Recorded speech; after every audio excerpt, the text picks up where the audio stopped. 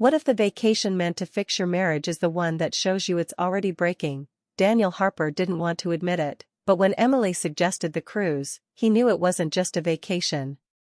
It was a test. A quiet attempt to fix something neither of them had named out loud. They had been married for 6 years. They lived in a small suburb outside Chicago. They both worked long hours. They loved their routines. But somewhere between work deadlines and unpaid bills, the laughter had faded. Emily had shown him the cruise brochure one evening at the kitchen table. Blue water. White sand. A week away from everything. "We need this," she had said softly. "Just us." Daniel had looked at her carefully. He missed the way she used to smile at him. He missed the late-night talks about dreams and plans. So he said yes. 2 days before departure, Emily added something unexpected. "Mom's coming too," she said casually while packing. Daniel paused. "Your mom?" "She's been stressed. It'll be good for her." Daniel forced a nod. He respected Carol, but their relationship had always been tense. She was protective of Emily. Watchful. Quietly critical. Daniel always felt like he was being measured and judged. Still, he told himself it didn't matter. The cruise would be big enough for everyone. He would focus on his wife. The ship left Miami on a warm Sunday evening. The sky turned orange as the sun dropped into the ocean. Music played across the deck. People laughed and took photos. Daniel stood beside Emily as the shoreline faded behind them. He wrapped his arm around her waist. She leaned into him, but it felt careful. Polite. Carol stood nearby, smiling but observant. The first night felt hopeful. Dinner under soft lights. Ocean air brushing against their faces. Emily reached for Daniel's hand across the table. He felt a spark of relief. Maybe this would work. Maybe distance from home would bring them back together. But later, when they returned to their cabin, Emily said she was tired and turned away quickly. Daniel lay awake longer than he admitted. The next morning, the ship buzzed with energy. Breakfast buffets. Announcements about excursions. Carol suggested a group snorkeling trip. Emily agreed quickly. Daniel followed. Underwater, everything looked peaceful. Clear blue waves. Bright fish. Silence. But even there, Daniel felt distance. Emily swam ahead with her mother. He trailed behind. After lunch, Emily said she had booked a spa session with Carol. "You don't mind, right?" she asked. "Of course not," Daniel replied, though he had imagined the afternoon differently. Back in the cabin alone, Daniel sat on the edge of the bed, scrolling through his own phone. Work emails. Sports updates. Nothing important. He tossed the phone aside and stared at the ceiling. That's when Emily's phone lit up on the desk. He didn't mean to look. He really didn't, but the screen was facing up. The notification bright. A name he didn't recognize. Jason. The message preview was short. "Can't stop thinking about last week." Daniel felt his chest tighten. Last week, he stared at the phone as if it might change. Maybe it was harmless. Maybe it was a misunderstanding. But the tone didn't feel casual. It felt personal. Familiar. He stood up and stepped back, as if distance would clear his thoughts. He had never gone through Emily's phone. He believed in privacy. In trust, but trust had already started to crack. The phone buzzed again. Another message from Jason. "Wish you were here." Daniel's stomach dropped. The cruise suddenly felt very small. The cabin walls too close. The ocean outside no longer peaceful. He didn't unlock the phone. He didn't scroll further. He didn't need to. The implication was enough. His mind raced through recent months. The late nights at work. The extra meetings. The way Emily sometimes smiled at her phone. The way she seemed distracted during dinner conversations. Had it started back then, when Emily and Carol returned from the spa, they were laughing. Relaxed. Emily looked refreshed. She kissed Daniel lightly on the cheek. "You okay?" she asked. "Yeah," he replied automatically. Carol studied him for a moment longer than usual.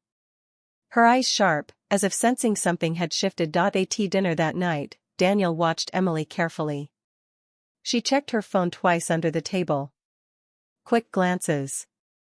Subtle, the music on deck felt louder than before. The lights brighter. Everything normal on the outside. Inside, Daniel felt like the ground had moved. He excused himself early and stepped out onto the balcony alone. The ocean stretched endlessly into darkness. No land. No escape. Just water. He replayed the messages in his mind. Last week. Wish you were here. The cruise was supposed to fix them. Instead, it was exposing something he hadn't been ready to see. Behind him, the cabin door slid open softly. Emily stepped outside. "It's beautiful, isn't it?" she said, looking at the moonlight on the waves. Daniel turned toward her slowly. He searched her face for guilt, for hesitation. But she looked calm, too calm. He wanted to ask right then. To demand answers. But the words stuck in his throat. Fear held them back. Fear of confirmation. Fear of hearing something he couldn't undo. So he nodded instead. "Yeah. It's beautiful." But nothing felt beautiful anymore. As Emily leaned against the railing beside him, her phone buzzed again inside the cabin, and this time, Daniel knew this cruise wasn't going to save their marriage. It was going to test whether it could survive the truth. How do you confront betrayal when there's nowhere to run? The ocean felt endless the next morning. Daniel stood alone on the upper deck, watching the waves cut sharply against the ship. The wind was strong, but it didn't clear his thoughts. He hadn't slept much. Every time he closed his eyes, he saw the messages again. Short. Personal. Impossible to ignore. At breakfast, Emily acted normal. She poured coffee. She asked about the day's island stop. She smiled at her mother. If she was hiding something, she was doing it well. Daniel answered politely but briefly. He studied her without staring. He noticed how often her hand moved toward her phone. How she angled the screen away slightly when typing. Small things. But now they felt loud. Carol noticed the tension. She had always been observant. Protective. She watched Daniel carefully, then glanced at her daughter. Something in the air had changed. After breakfast, Emily and Carol decided to explore the onboard shops. Daniel said he needed fresh air. He couldn't pretend for another hour. He found a quiet corner near the railing. The sky was bright, almost too bright. The ocean sparkled like nothing in the world could be wrong. "You look troubled." Daniel turned. Carol stood beside him. Her expression was calm but serious. "I'm fine," he replied automatically. She didn't believe him. "You've barely spoken all morning." Daniel hesitated. He had never confided in her before. Their relationship had always been polite, never warm. But right now, he felt alone. And strangely, she was the only person nearby who might understand. "I saw something on Emily's phone," he said quietly. Carol's face tightened slightly. "What kind of something?" "A message.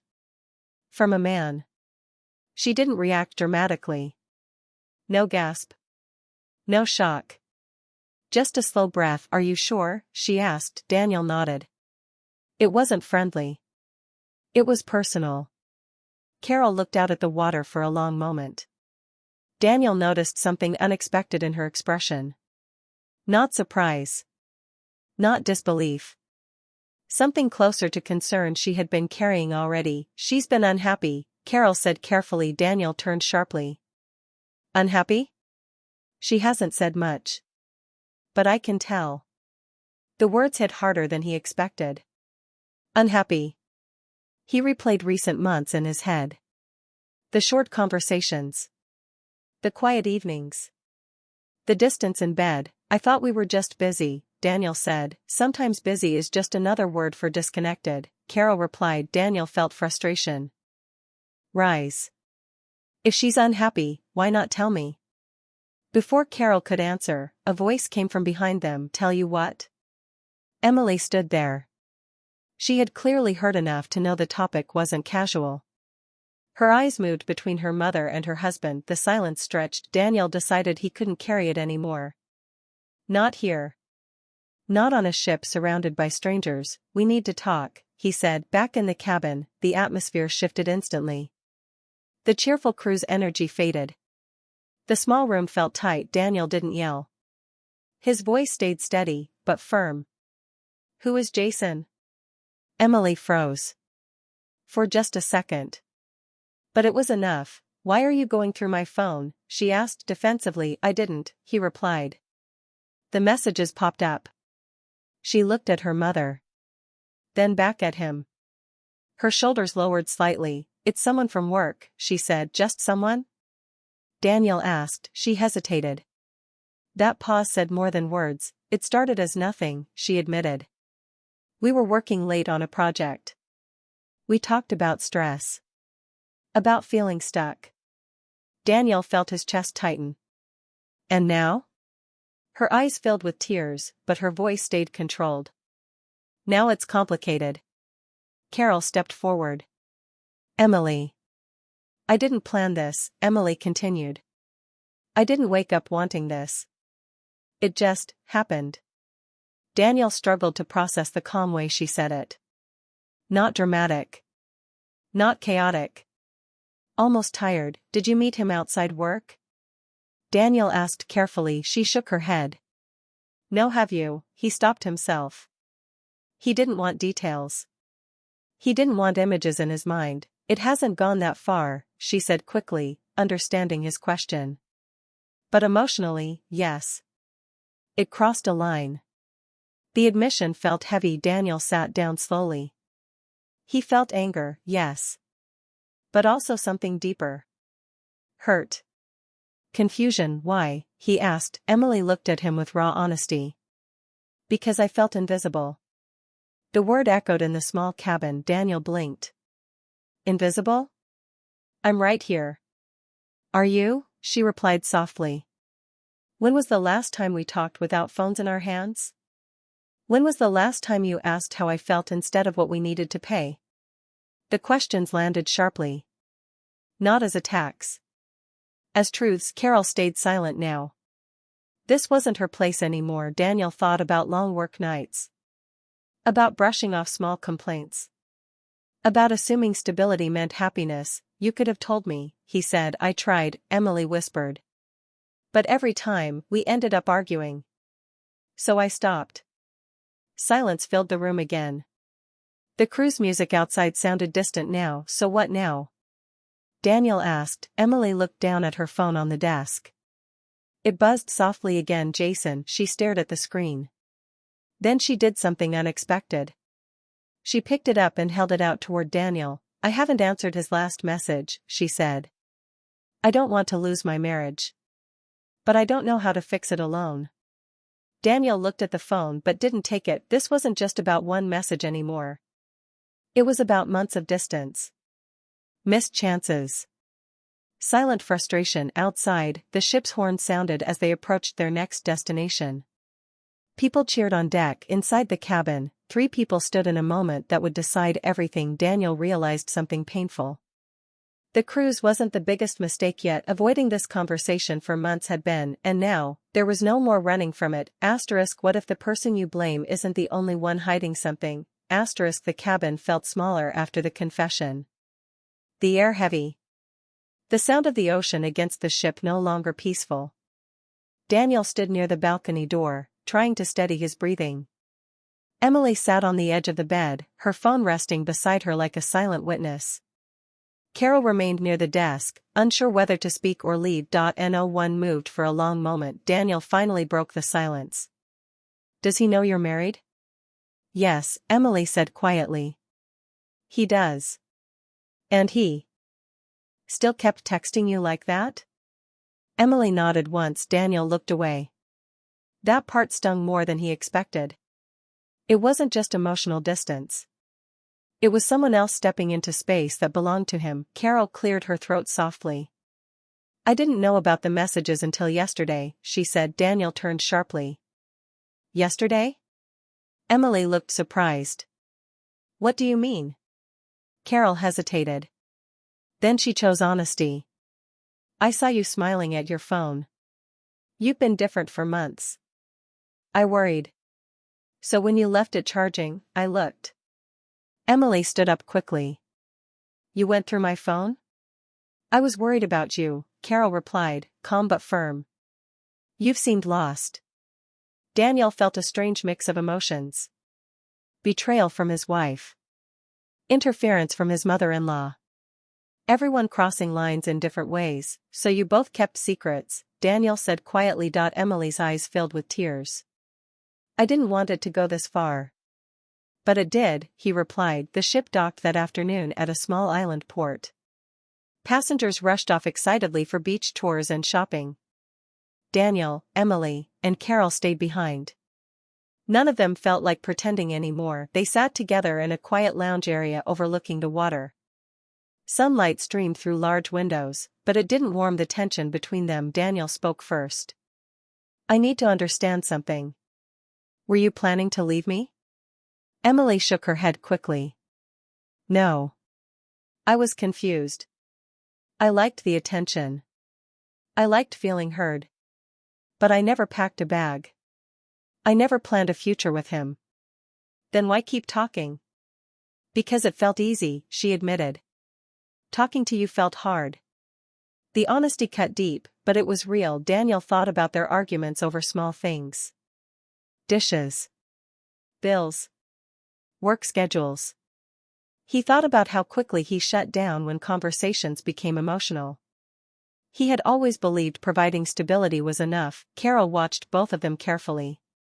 She saw the pain, but she also saw something else. Not hatred. Not indifference. There was still care in the way they looked at each other. Marriage doesn't fall apart in one day, Carol said softly. It fades in silence. Daniel sighed. So what now? We just pretend this didn't happen? No, Emily said immediately. We don't pretend. She reached for her phone again. This time she unlocked it fully and handed it to him. Read everything. Daniel hesitated but took it. He scrolled through the messages. They were personal. Emotional. Conversations about stress, dreams, disappointments. There were compliments. Late-night jokes. A connection built slowly over time, but there was a line that hadn't been crossed physically. That mattered to him, even if it didn't erase the hurt. He handed the phone back. Have you told him it's over? Emily looked down. Not clearly. Then do it now. She nodded. Her fingers trembled slightly as she typed. The message was simple. She wrote that she was choosing her marriage. That she needed to focus on fixing what she had at home. That there could be no more contact. She showed Daniel before sending it. He read it carefully. It felt final. She pressed send. A quiet moment followed. No celebration. No relief. Just reality. Carol stood up slowly. I'm going to give you two space, she said. For the first time on the trip, she stepped back instead of stepping in. When she left, the cabin felt different. Less crowded. More honest. Daniel sat across from Emily. Why didn't you tell me you were unhappy? I tried in small ways, she replied. But when you brushed it off, I stopped trying. He nodded slowly. And I thought everything was fine because you stopped complaining. A painful understanding settled between them.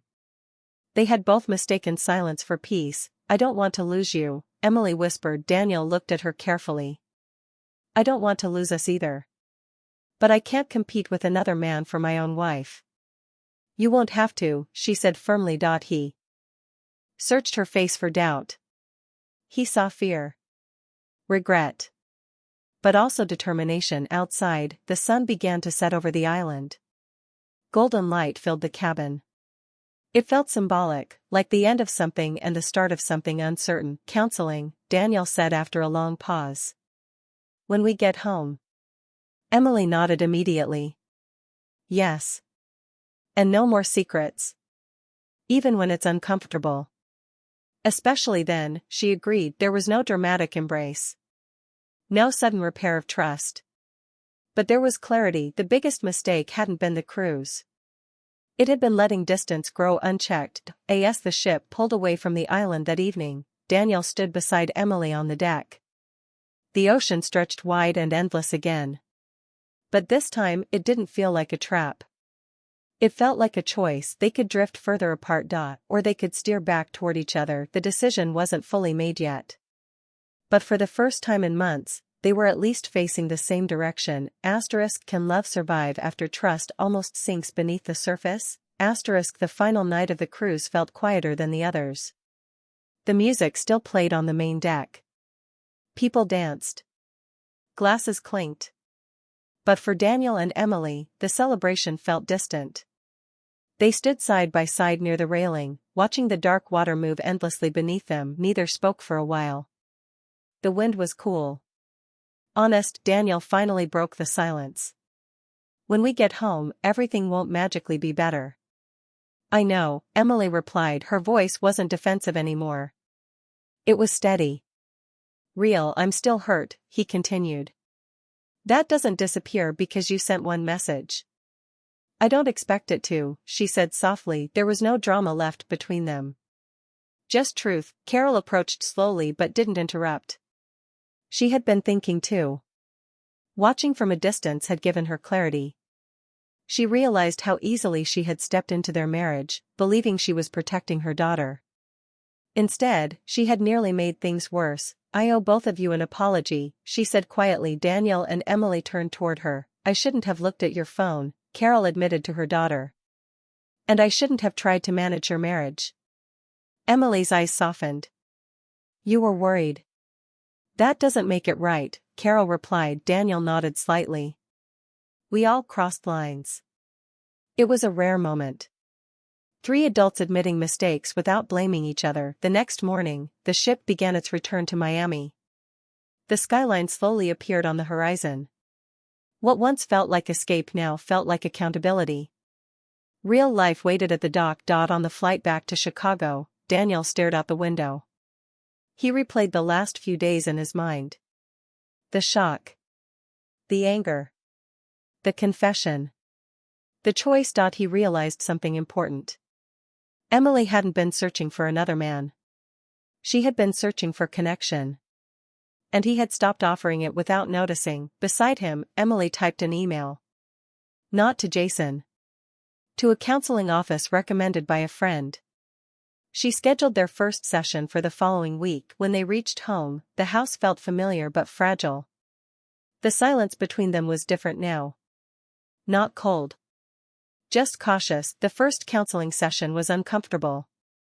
They sat on a soft couch across from a calm therapist who asked simple but sharp questions. When did you start feeling distant? When did communication change? What do you both need that you're not receiving? There were moments of tension. Moments when voices almost rose. But they stayed. They didn't walk out. That mattered. Days turned into weeks. They built small habits. Dinner without phones. A short walk every evening. Honest check-ins about stress instead of silent frustration. Trust didn't return all at once. Daniel still felt a flicker of doubt when Emily's phone buzzed. But she noticed and reassured him without anger. Transparency replaced secrecy. Carol stepped back completely. She visited for coffee. She asked about their progress without pushing. She learned that support sometimes means simply being present, not involved. One evening, about 2 months after the cruise, Daniel and Emily sat on their back porch. The air was crisp. The city lights faint in the distance. Do you regret going on that cruise? Emily asked. Daniel thought carefully. At first, yes. And now? He looked at her. Really looked at her. Not past her. Not through her. No, he said honestly. It forced us to face what we were avoiding. Emily nodded slowly. I regret the messages. I regret not talking to you first. He reached for her hand. This time it didn't feel forced. I regret not listening sooner. There was no grand speech. No perfect resolution. Just two people choosing effort over pride. Months later, the memory of the cruise still carried weight. It wasn't a funny vacation story. It wasn't something they posted online. It was a turning point. The biggest mistake hadn't been stepping onto that ship. It had been letting silence grow unchecked for so long. The cruise exposed cracks that were already there. It didn't create them. One afternoon, Daniel found the old cruise brochure tucked inside a drawer. He held it for a moment. The bright blue water. The smiling couple on the cover. It looked perfect. He smiled slightly and put it back. Perfection had never been the goal. Honesty was. That night, Emily rested her head on his shoulder while they watched a movie. A simple moment. Calm. Real. Trust was still rebuilding. Love was still healing. But this time, they weren't drifting apart in silence. They had learned something important. Love doesn't disappear in one dramatic moment. It fades quietly when attention fades with it. And it can return the same way, through small, steady choices. The cruise had nearly ended their marriage. Instead, it forced them to fight for it.